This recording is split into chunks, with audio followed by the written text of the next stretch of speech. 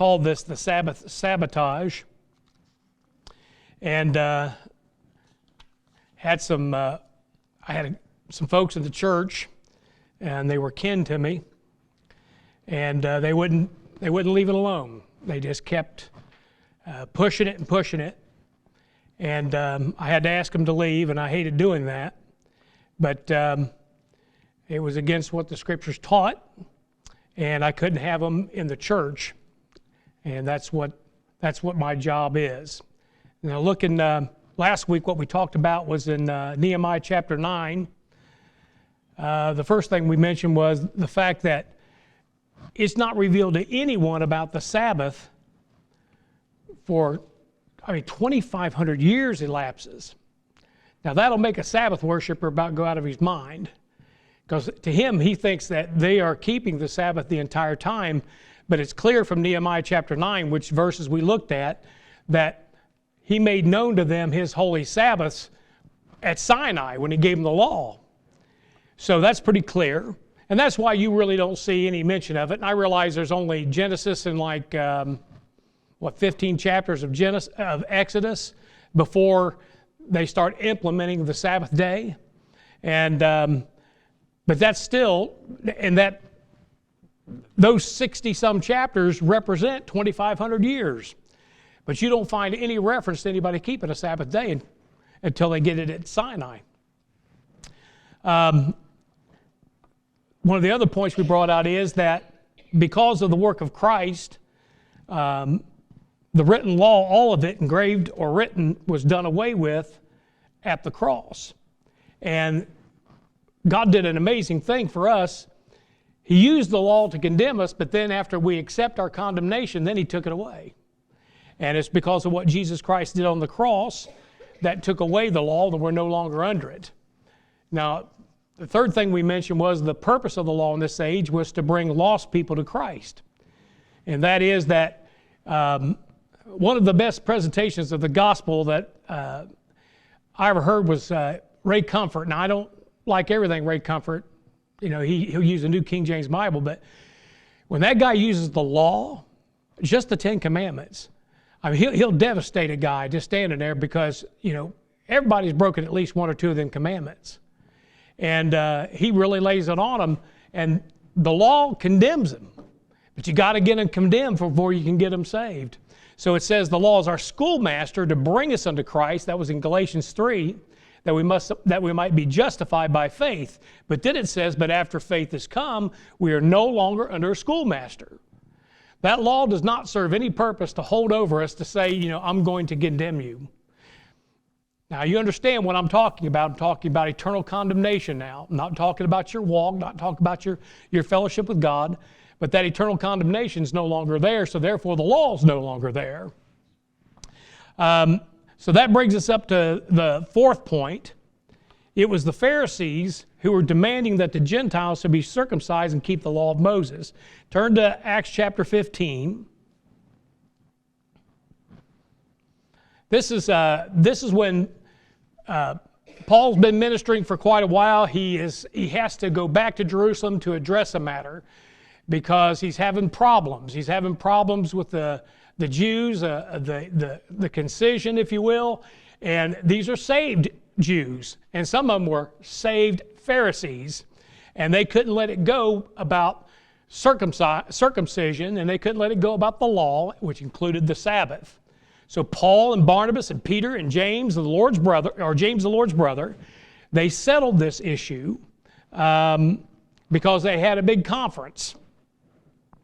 And what they stated was, and I'm trying to get by of reading 31 verses, other than common decency, like fornication, issues of testimony to believing and unbelieving Jews and Gentiles, eating blood and pollution of idols, or the eating of blood and pollution of idols, no other thing was to be put on the Gentiles, which includes Sabbath worship. And this is what he says. This is Acts chapter 15, verse 24, if you want to turn there. It's really the only verse we really need to bring into this, but if you read the whole thing, Paul is telling them what God's doing with him among the Gentiles, and actually it's, I believe it's Peter and James and this would be James, the Lord's brother, they give their, not their opinion, their judgment in the matter. That we should, okay, I agree, we shouldn't put anything on the Gentiles save these things. And he says there, for as much as we have heard, verse 24, that certain which went out from us have troubled you with words, subverting your souls, saying, ye must be circumcised and keep the law, to whom we gave no such commandment. Okay? And it seems like when you tell these folks that are bent on the Sabbath, and by the way, I don't care if they worship on the Sabbath day or not. They're free to do what they want. They're just not free to impose it on you. And it says they gave no such commandment. Paul reiterated this when he says, but though we are an angel from heaven, preach any other gospel unto you than that which we have preached unto you, let him be accursed. As we said before, so say I now again, if any man preach any other gospel unto you than that which ye have received, let him be accursed. And this was settled not only among the apostles to the Gentiles, but also the apostles of the Lamb. They were some of them there. And of course, the Lord's brother, who was the bishop, he was the bishop in Jerusalem. And look at Colossians chapter 2. Colossians chapter 2.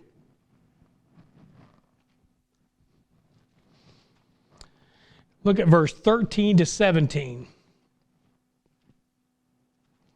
And he says, and you being dead in your sins and uncircumcision of your flesh hath he quickened together with him, having forgiven you all trespasses, blotting out the handwriting of ordinances that was against us. That's that taking the law out of the way, which was contrary to us, and took it out of the way, nailing it to his cross.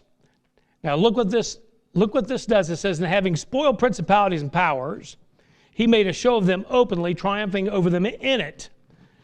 Verse 16. Now this is, if this is the only verse that I had on this, it would be enough to teach what I'm teaching you this morning.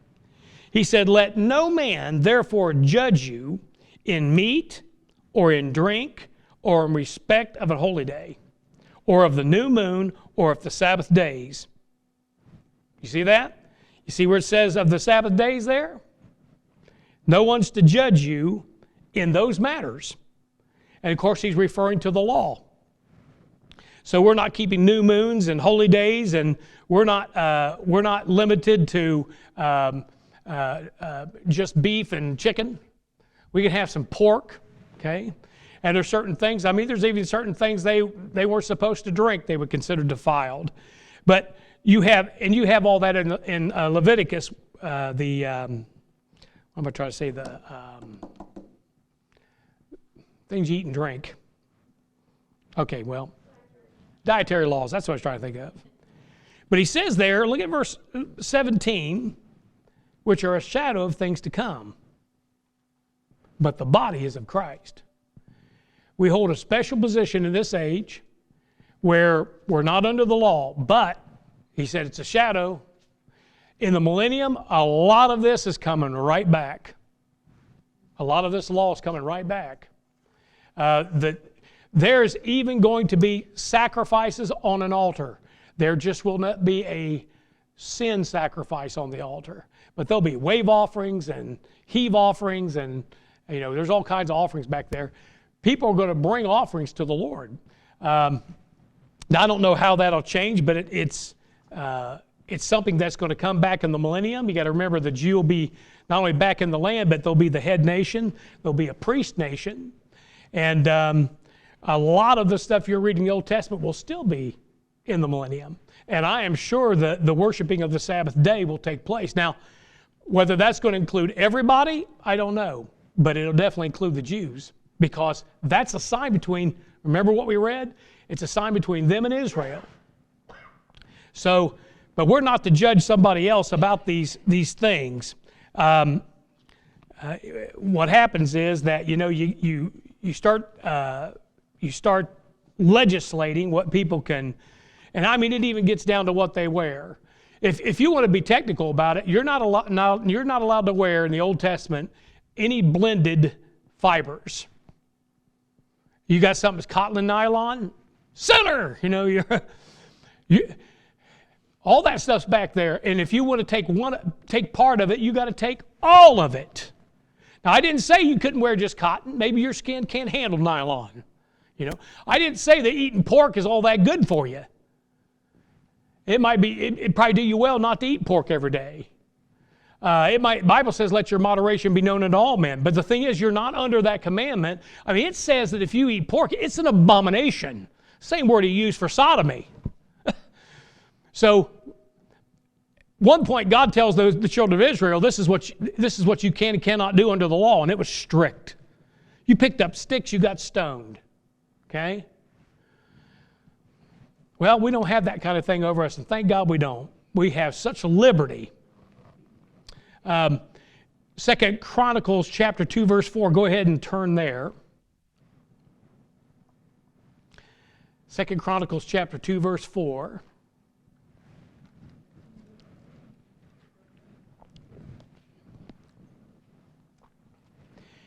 He says, "Behold, I build an house to the name of the Lord my God, to dedicate it to him, and to burn before him sweet incense, and for the continual showbread, and for the burnt offerings, morning and evening, on the Sabbaths, on the new moons, and on the solemn feast of the Lord our God." See, this ordinance is something, and I guess that's just my proof text of that thing being continual. Right now we're in a lull. I call it we're in a parenthetical. You know when you're writing something and you want to explain a word or a phrase that you just put down, you put a parenthesis in there and then you write what's in there. Well, we're kind of like a parenthesis on a timeline of a kingdom. And in this parenthesis, God is raising up a bride or a church for his son, a bride for his son, and all the rules that were back here are different than in that parentheses. We're not put under the same laws. We're not put under the same expectations. We're not even, in this part, it was faith and works, but in ours is by grace through faith. The works have already been done for us. So if you look at the church, it's like a parenthesis, because the main theme of the Bible is a king and a kingdom. And eventually that thing just picks up and goes on. Well, it brings us back. That's over here. So right now, just think of it that way. We're in like a parenthetical thing. But the Sabbaths, the new moons, the solemn feast, all that will be present in the millennium. Okay? And you and I will be extremely happy with it. We won't care. We can't sin anymore. Now, look at, or turn to Romans chapter 14.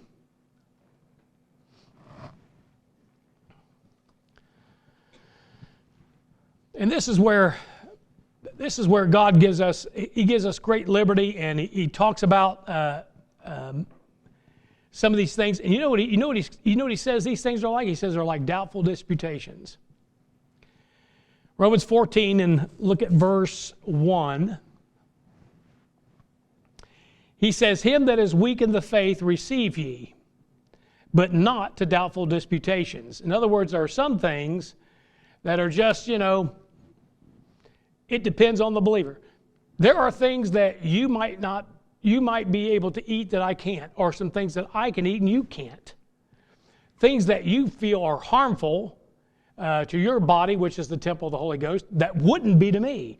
There are some people that they drink 1 cup of coffee, they're up for 24 hours. Okay?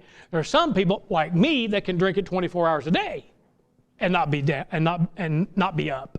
I can still go lay down and go to bed, and go to sleep. So, and that's just a mild thing as an example, but people get it in their mind, well, coffee's bad. Well, bad for you doesn't mean it's bad for me. The only thing I'm not to do is make you stumble by offering you a cup of coffee.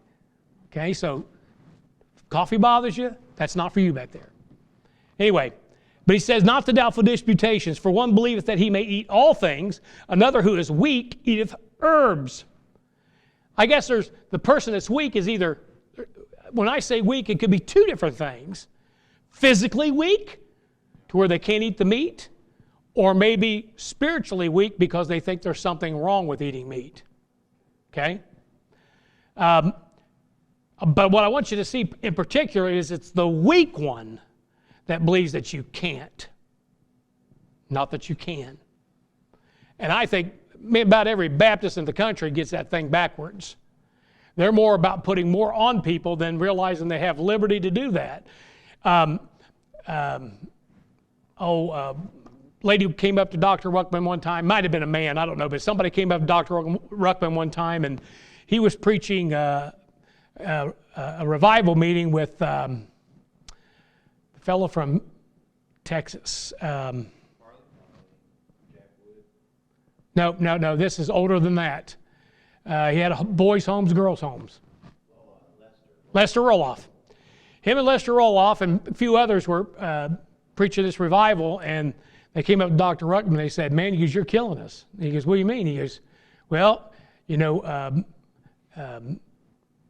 Roloff is preaching against everything we eat or something like that, and Dr. Ruckman was preaching against everything else. He goes, y'all took it all away. And the thing about Roloff is he was weak in that area in the sense that he couldn't tolerate that stuff. Dr. Ruckman, when he got a head cold one time and he wanted to clear his head, so he took a jar of horseradish and just started spooning it in. That'd kill most men. He spooned that thing in. He said, cleared him right up, man. But I mean, if you can take you've got an iron stomach, you can take a teaspoon or a tablespoon of horseradish. I get a little bit of that stuff, man. That burn coming out your nose about kill you. So, but some people can't handle one thing or another. But notice he goes there. Where did I stop off at? Let's look at verse 4. Well, no, verse 3. Let not him that eateth despise him that eateth not. In other words, it's really just none of your business what people want to eat and what they don't want to eat. And let not him which eateth not judge him that eateth. For God hath received him. God's received both of you. So, little grace. Who art thou that this is where you're educated, where you have knowledge of the Bible, and you don't judge people for such things. Who art thou that judgeth another man's servant? To his own master he standeth or falleth. Yea, he shall be holden up, for God is able to make him stand.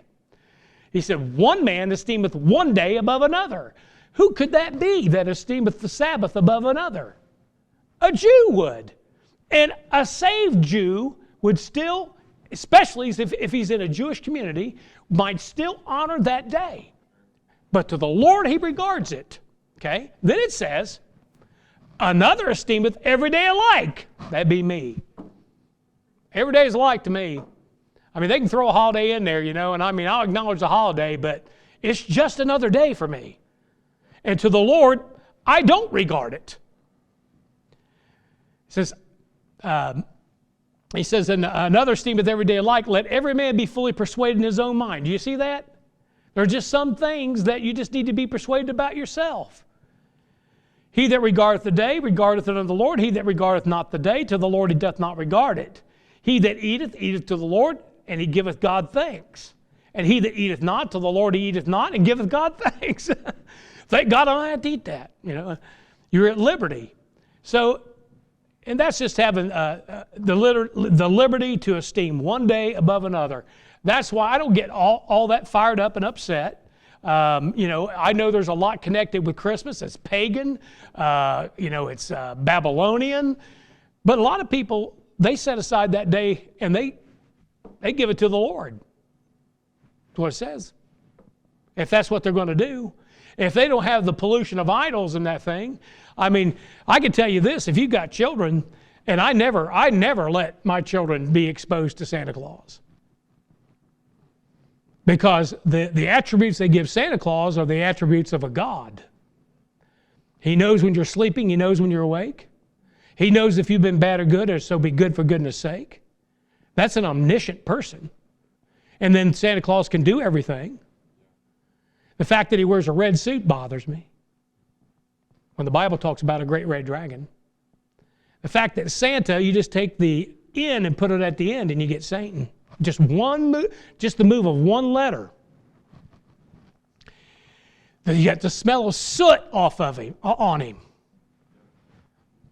Did he come down that chimney or out of hell? And then you have your children practically bow before him. You put them on his knee. Just remember your God is a jealous God. And while you're teaching your children to love Santa Claus, and you're not teaching them to love Jesus Christ. Do you see that? And you're lying to them.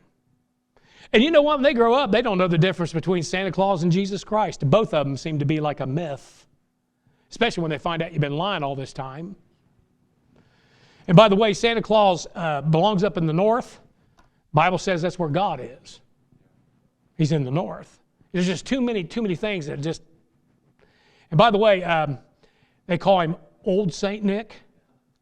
Man, take out the word saint, look up Old Nick in an old dictionary. You'll have to find an old one. Old Nick's a name for the devil. I can prove it. I've got an old dictionary at home. Old Nick, devil. That's the definition of it. People don't realize that. And by the way, Kris Kringle means Christ child in German. You see what I mean about pollution of idols? People do not pay attention about what they're doing and what they're feeding their own children. They're just dumb. They just walk right into it. Bible says, prove all things, hold fast that which is good. But if you would still want to take that day, he wasn't born on December 25th, that's Baal's birthday. But if you still take that day, sit down and read Luke chapter 2 of the birth of Jesus Christ, have some presents and a dinner, some fellowship with the family, and Jesus Christ being the center of that thing, I got absolutely zero problem. Invite me. I'll come and enjoy it with you. I really will. I'm not that hard-headed. I can't see that. We have that liberty. Now, you know, if you want to know what probably the most biblical holiday has got to be Thanksgiving. Because, you know, I don't even think the Jesuits or the Catholics had anything to do with that. It's just a bunch of pilgrims, you know, so. But I also, 4th of July is up there. Well, it was high on my list. I'll know whether I'm going to kick that out in a few days. So, and a lot of people will be celebrating May Day. You know, May Day is a communist. Okay. Anyway, I don't know what's going to happen. I really hope our nation can come together. There seems to be movement within Congress to stand their ground, but I'm hearing a lot of disturbing things that they're just going to defect. Not that there won't be debate, not that there won't be somebody to stand up, but the one person that can make it happen. There's some question whether Pence will stand up. You heard that too? And if he doesn't, it's over with. So you have the liberty to observe it. You have the liberty to not observe it. I don't know why a Gentile would want to celebrate the Sabbath. I mean, it is more, and if you look at the restrictions you're putting on yourself, I'm telling you. Now listen, don't you stand there and say you're going to do it before God and then cheat and open your mail. Forgot to get your mail. You'll get your mail. You get it Friday and Saturday. But let's say you forget to get your mail before sundown Friday. You can't go to that mailbox, get that mail. You say, well, I'm going to cook me something. I need some hot soup. No. You can't fire up that stove. That's right. Remember, somebody got stoned to death for picking up sticks to start a fire. Huh? That's about it. You can't even operate light switches. No, you can't. Now you can turn it on Friday morning and leave it on the whole time. You'd have to turn on every light in the place. Hope you can sleep with these bright lights in your eyes. Because, you see, I would forget. I go in and out, and I'm always, my daddy taught me, turn off the light when you get out of there. And so I just go by a switch, and I'd be violating the law 50 times a day because I could never get used to it. I'd have to had to have my hands handcuffed behind me to keep from violating the Sabbath, And of course, I'm always making coffee in those little cups, those K-cups. I mean, heating up something, you can't do that. All the food has to be already prepared. It's just, nah. I love the liberty that we have. I really do. And except for, folks can give you a hard time about certain things. And you know what? just watch what you do before people that might stumble and fall. Just watch what you do. And don't be so dogmatic about what you like. They can like what they like. But we always try to convince everybody, we're so bent on convincing somebody that we're the ones doing everything right. Well,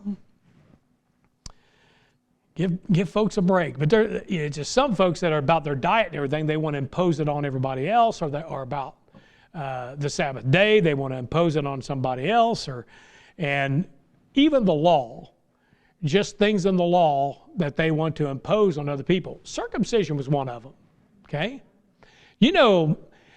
Up until, I don't know, probably the last 20 years, most Gentiles are circumcised in hospitals. I'm circumcised. My parents had me circumcised.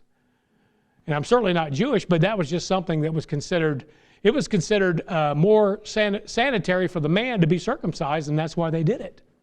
So, I certainly wasn't, I'm not a Jew, but, and you certainly don't have to. I hear Ben. All right, number 7. We might get done a little early here.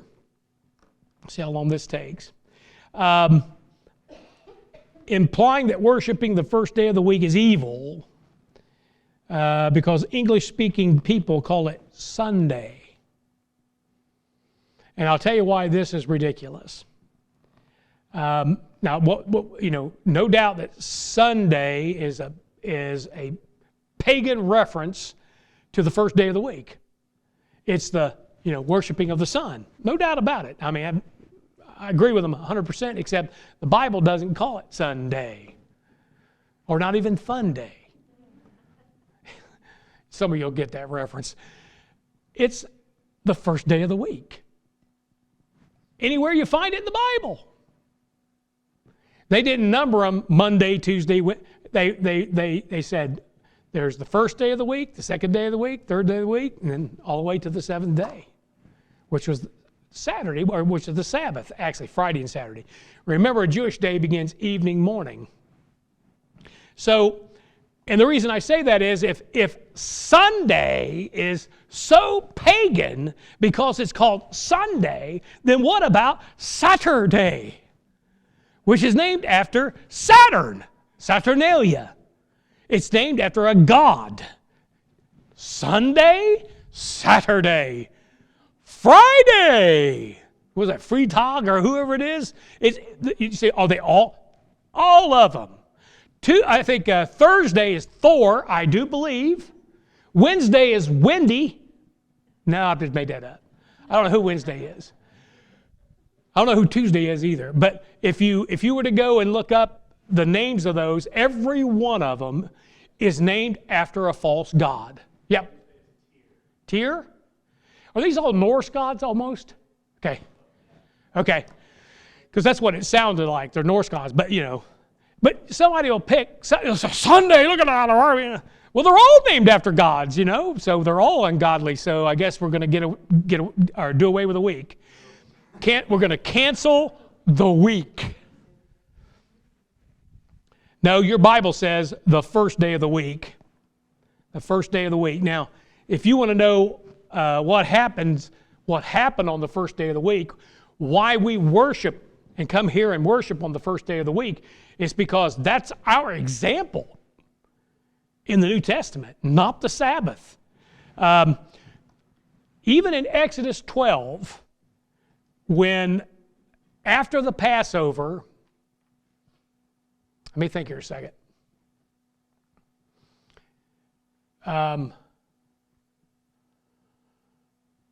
They were somewhere, I can't think of it now, if it's the Passover or it's Pentecost, but in the passage in Exodus 12, he talks about that he hallowed the first day of the week. He hallowed that day. So just as God hallowed the seventh day, we find out, he also hallowed that first day too. Now here's some things that happened on the first day of the week. Mark 6:19. Now when Jesus was risen early the first day of the week, he appeared first to Mary Magdalene, out of whom he had cast seven devils. And the reason it says early the first day of the week, remember I told you evening and morning? He's up in the evening. Sundown he comes up. Nobody knows he's up. When the women get there the following morning, he's already up. He's been up. He's been up for 12 hours or about that. So that's why it says he's up early, not early in the morning. Doesn't say that. It says early the first day of the week. Well, the early part of the first day of the week is the evening. I know that's so confusing. I was hitting my head against my desk. I'm never going to get this because we don't think that way. Ours is morning, evening, and theirs is evening, morning. It still is today. That's why their Sabbath starts on Friday at sundown and doesn't end till Saturday sundown. So it cuts into 2 of our days, whereas over there it's just the Sabbath, but it's evening, morning. That's how it always is. I would never get you to, it's going to take me a millennium to get used to evening and morning. And by the way, we'll probably be going back to that. All this Gentile stuff, since the Jews will be running things and be the head nation, but you get used to it. You won't care what time of day it is. You won't care. Daylight, dark, it don't matter to you. You don't sleep. You just go 100 miles per hour all the time, every day. That's what I'm looking forward to. I'm down to about 10 miles per hour now, so I'm looking forward to getting a boost. And notice that Jesus reveals himself alive to his disciples. It says, and it's the same day. It said John 20:19, probably in it's in the daylight portion of the first day of the week. Then the same day at evening, of course, it's getting toward the end of it, being the first day of the week, when the doors were shut, when the disciples were assembled for fear of the Jews, came Jesus and stood in the midst, said of them, peace be unto you. But the thing is, the church begins on the first day of the week, and how that works is this. Wherever the Passover fell, and if it was on the 14th day of the first month, I do believe, that 14th day is not always on a certain day. It can shift too, because they can add days to their calendar. In fact, they add an entire month to make up for the lack of the calculation and working things out. That's all I can tell you. So it could fall on a different day of the week. Passover could. But when Jesus Christ was crucified, we know it was a Wednesday. And I don't want to get into the long discussion about that. But here's how they calculated when Pentecost would be. From the time he was crucified, or from the time they have the Passover, they go to the first Sabbath. And then they count 7 Sabbaths, 49 days. Then on the morrow, 50 days, that's what Penta means, 50 days.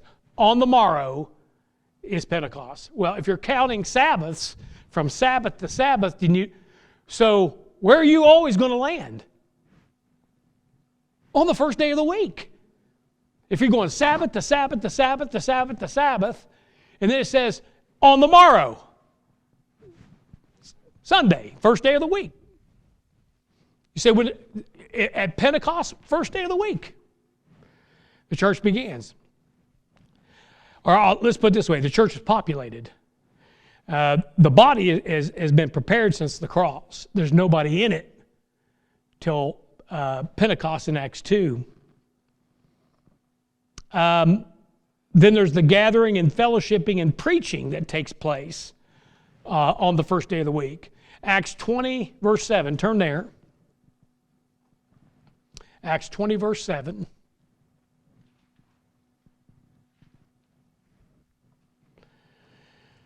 It says, and upon the first day of the week, when the disciples came together to break bread, Paul preached unto them, ready to depart on the morrow, and continued his speech until midnight. Upon the first day of the week. That's when they got together. That's what we do.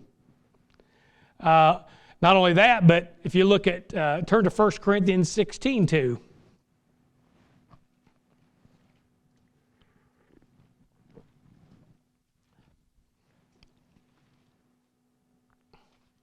Now, 1 Corinthians 16:2, Paul is talking about a collection they're going to take up for the poor saints at Jerusalem. And he is trying to arrange the pickup, okay? And because they're meeting on the first day of the week, he says in 1 Corinthians 16:2, upon the first day of the week, let every one of you lay by him in store, as God hath prospered him, that there be no gatherings when I come.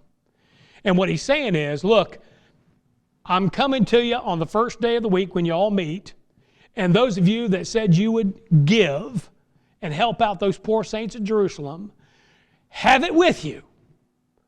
He said that there be no gatherings when I... Now you just say, oh, I left mine at home. Bring it to the church, have it with you. Okay? That's all that he's saying there. But he's doing it on the first day of the week. Because what? That's when they met. So anybody tells you that you're worshiping on the wrong day, it's cracked in the head. Because I just showed you there are 5 different times there when something, concerning the New Testament, when something great happened on the first day of the week. So that's why we meet there. So you don't judge a brother concerning that day. They have the liberty, and that's just it. They have the liberty to keep it if they want to. You have the liberty to keep the dietary laws of Leviticus. You have the liberty to follow those laws if you want to. And as long as you don't oppose them on anybody else, you have the liberty to change them however you like. As far as the diet goes, not the words, but the diet. Because you have that liberty. And that's wonderful that you do. And don't let the Pharisees convince you that you have to keep that day, because you don't. And I haven't. And I'll tell you what, usually the ones, the man I had trouble with was my father-in-law, and the problem was that he never kept it. Yet he was preaching it and teaching it and telling people about it and just going on and on. And I'm like, you can't do that. And after about 2 or 3 admonitions, probably one more than I should have, I had to ask him to leave because of that. Okay. Any questions concerning this? Pretty clear? Yep.